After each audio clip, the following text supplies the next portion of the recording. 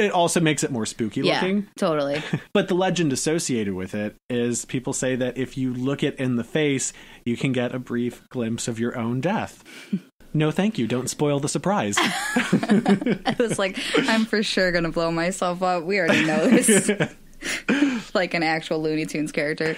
It's either that or getting stuck in a wall looking for honey. Not sure which. Oh, I'd pull you out of the wall. Unless it's a wall in my house that you're living in and taking pictures of me at night. I do that. Oh, shit. Haven't you heard me? I've been talking to you a lot, and you just never respond. Don't spoil the surprise. The other legend says that the statue apparently doesn't want you to photograph it. So supposedly a lot of people have their cameras malfunction or produce bad images, or the batteries just completely die when they're trying to photograph the statue. Obviously, you can photograph the statue because you can Google it. It's all over Google. I mean, but the story's fun. I feel you, statue. I don't want to be photographed either. Yeah.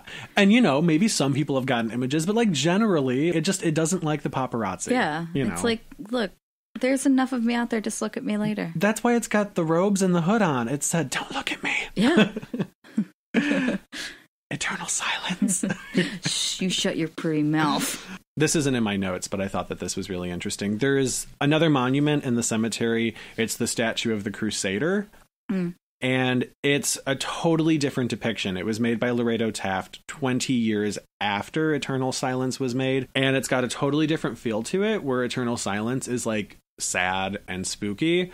The Crusader is it's almost kind of bright and hopeful. So people who are super into the monuments there, and people especially with an art background, think that it's because there was a 20-year difference and he had obviously grown more. He had a different outlook on death and the afterlife. Right. Which I think is cute. Yeah, I'm into it.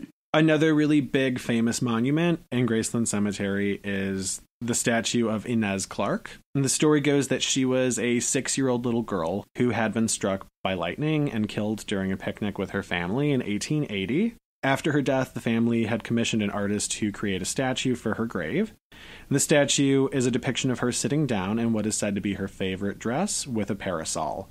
And the statue is in perfect condition because it's encapsulated in a glass box, which has protected it from the elements. Outstanding. And luckily, people haven't been dicks and shattered the glass. But people often report hearing a little girl weeping when they're near the statue.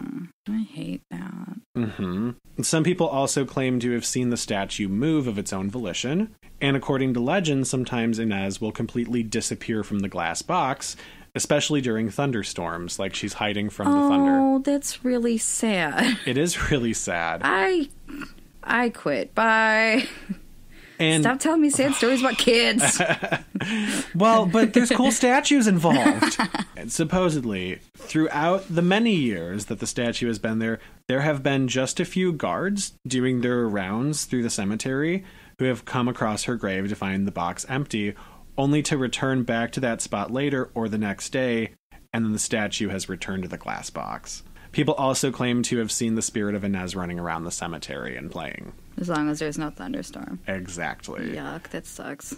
But with all of the sightings and experiences that people have had that would make you believe this is Inez Clark. And this is where it gets really interesting. According to burial records, Inez Clark doesn't exist in that gravesite. It belongs to an 8-year-old boy.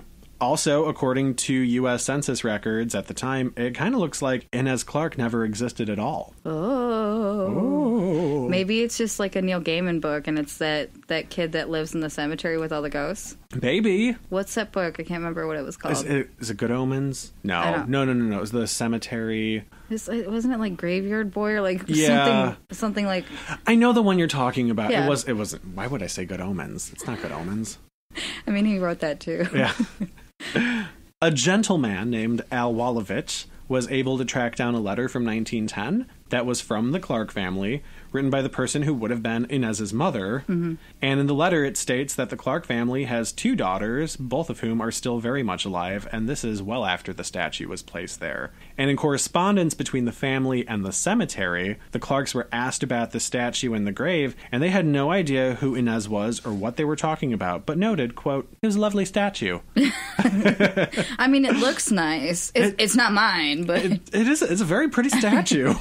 Doesn't look anything like either of my not Inez-named children. Maybe it's a conspiracy. Maybe they were like, she never existed, but they go every year to play with her in the graveyard. They just don't want people to know. Maybe. But yeah, the cemetery records actually show that the boy who that gravesite belongs to, his name was Amos Briggs. Why do you think that they would have put a young lady with a parasol on a young boy's thing? So I don't know exactly why they would have put it on his grave, but there is a theory about why the statue may have existed or exists now currently. Mm-hmm. So some people think that it was placed there as like an advertisement of sorts for a Scottish monument maker named Andrew Gage. Like I said, it makes you wonder why specifically there on a person's grave, and there's not a grave marker that says like Amos Briggs there in that spot. And then also, it's like, what's up with the little girl that people keep seeing? Right. And then the statue apparently, supposedly moving. Allegedly. Yeah, it's me. I am that little girl. I am now on record. They told me there was honey in the graveyard. I have been looking for it ever since. This is so good, by the way. Okay, so this is not like a haunted tomb that I'm going to tell you about, but it's real good. Okay. So there's a tomb for Potter Palmer and Bertha Honora Palmer, and it's built to look like a 16-column Greek temple. Mm-hmm. And it was built to be the exact same size as Alexander the Great's tomb. And on the tomb it reads, quote, "We didn't have much taste, but we had a lot of money." I'm about it. You're just like, I don't know. This is fine. One really common thing that people experience when they go there is they claim to feel like there are eyes on them, like they're being watched the whole time, which for me, I'm like, well, it's a cemetery. Yeah. So like you probably are being watched to some degree, right. And you're also, surrounded by the dead. So there's a feeling that comes with that. Yeah. Paranoia, one would say. Yes. There's also the burial site for Ludwig Wolf, and it's said to be haunted by a ghost dog that keeps watch over the bunker-style tomb. This is a random fact. Apparently the ghost dog has green eyes. Oh. So pretty. What kind of dog? I don't know. Can we find and play with it? But, we totally would. Yeah. I'd just be like, it's okay, you do your job, you guard the tomb, and I brought you some biscuits. Yeah. Here, have a biscuit. Have a little cookie. No. Do you want to come home with me? Yeah, you can come play with the ghost cat in my house. You can come play with Umbra. He'd love it. You guys could just, You wake up in the middle of the night, numbers just be like real weird. You're like, God damn it. Initially, I got really jazzed when I was looking up information on Ludwig because I found very sparse information on this. For a minute, I was getting things that said that he had died in the fire at the Iroquois Theater. Oh, rad. With his grandkids. Sad, but like, yeah. Cool. I didn't get jazzed about the death. I got jazzed because I was like, oh, I can't wait to talk about that. Yeah. And then I found out that that's absolutely untrue because the dates do not line up. Yeah. Because the Iroquois Theater was like 1903 and he died in 1911. So unless it was a really long burning fire... That's not a thing. Slowly dying. It's another conspiracy. People are like, he did actually die in there, but I want to make sure that you don't think that so much changed when he died. We just kept him in the house, in the root cellar. Cool. Yeah, although I really do want to cover the Iroquois Theater on this. No, show. I will not take it from you, I promise. Oh, yay. Thank you. What a treat. What a dream. I also heard another kind of funny story about the cemetery today. Uh-huh. Somebody who I'm talking to right now had told me that because they live in the area and they're like, oh, well, like one of my friends, she jogs and she's active and she rides her bike. And she was always like, oh, this place looks really cool. I want to go in here. But it was never really open when she wanted to go. Supposedly it's kind of open at weird hours. And the one day that she was able to go in, she was like, sweet, I'm gonna do it. And then got yelled at repeatedly because people were like, you can't jog here. You can't ride your bike in here. You're like, but why?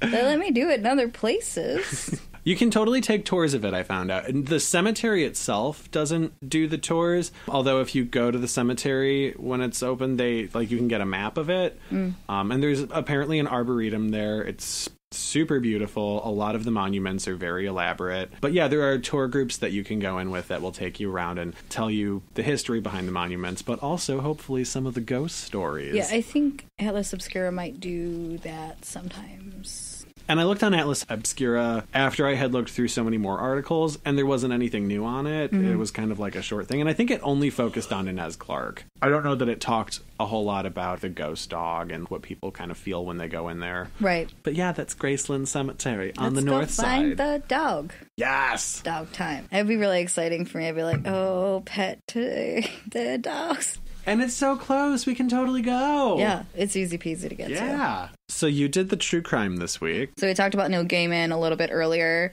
and I really like this comic book series because it's a Sandman and it's really, really pretty. To absent friends, lost loves, old gods, and the seasons of mist, and may each and every one of us always give the devil his due. Cheers. Cheers. I'm a ghost. I like that. So that's a thing. And if you'd like to cheers with us on social media, you can find us on Instagram, where we are Shots in the Dark Podcast. We are also on Twitter and Snapchat, where we are Shots in the Dark P. And you can find us on Facebook at Shots in the Dark Pod. If you'd like to get a hold of us, tell us a story that you like, or tell us we did something wrong. Hopefully it's not that one.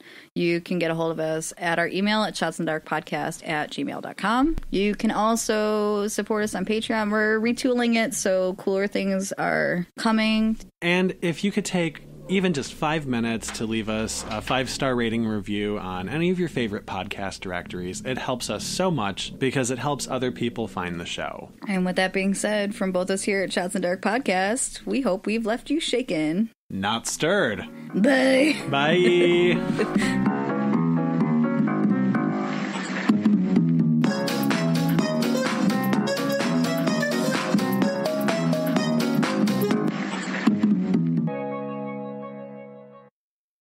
That one's a Jesus one. That's a Jesus one.